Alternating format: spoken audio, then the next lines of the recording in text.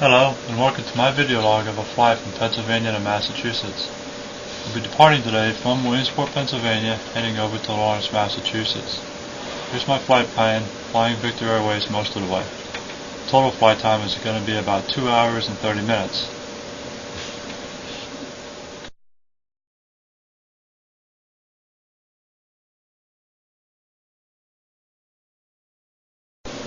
I'm going to speed up the next portion of the video here just to keep things moving.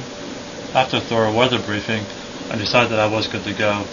There's VMC at both here at Williamsport and over at Lawrence, with a few spots of potential marginal VFR, and conditions are forecast to improve throughout the afternoon and into the evening. It had snowed here all night. The day started out IFR and had been slowly improving. It's 3 o'clock now and the ceilings have finally lifted enough to depart. I had a 4 o'clock liftoff deadline. Any later, I would not make it over to Lawrence before dark, as our club rules prohibit nighttime flight without an instrument rating. During this flight and most of my cross-country flights, I fly via Airways with the panel-mounted GPS as backup, as well as the yoke-mounted GPS. I find this setup especially handy when weather conditions are marginal, and with the handheld I get to log my GPS track for analyzing later.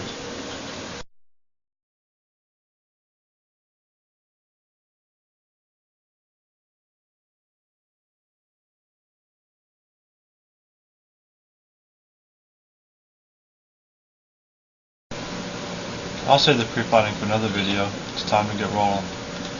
You'll see I checked both directions of the runway several times as I rolled out to runway 30. I never realized how much I looked around until I had this head-mounted video. You can also see water and slush on the runway.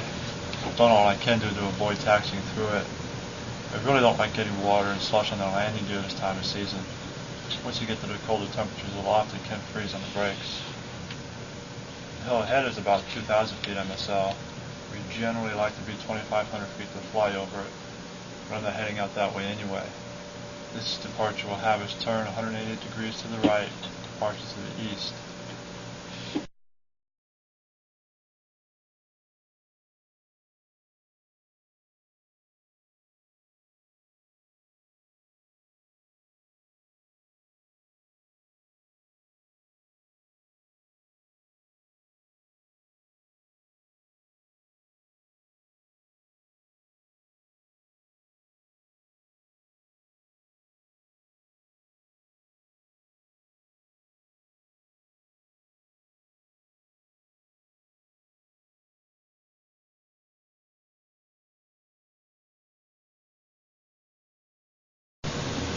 You start to get a feel for the overcast. There seems to be very few small holes, but generally it is overcast. It may look somewhat threatening, as though snow could fall at any moment. Flight service assured me that wouldn't happen.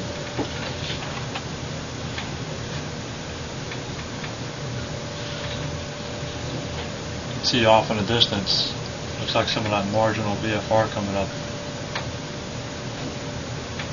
Off to the left we can see Windmill Farm peeking out through some of the haze.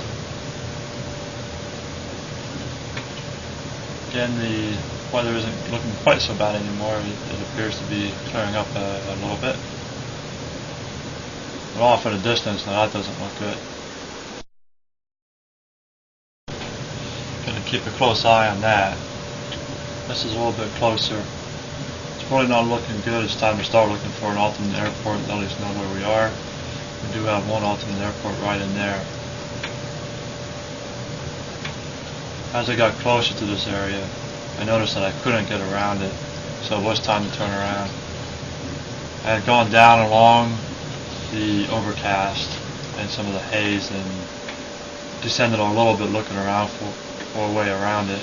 Couldn't find any way around, so I did turn around and started heading back. And that's another look out after I turned around. And this will be a short video. That's the problem area over there to the right now. And that would be our alternate airport, was right there at about 2 o'clock.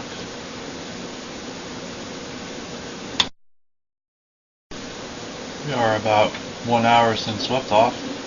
We're just going to scan the cockpit here real quick. We'll see part of my handheld GPS climbing out of 2300 for 3000. Didn't take long on the way back to start seeing signs of improvement. Here we are, this is only an hour and a half after liftoff. Already the ceilings have significantly improved. There's our friendly little windmills again. You can see them a whole lot clearer now.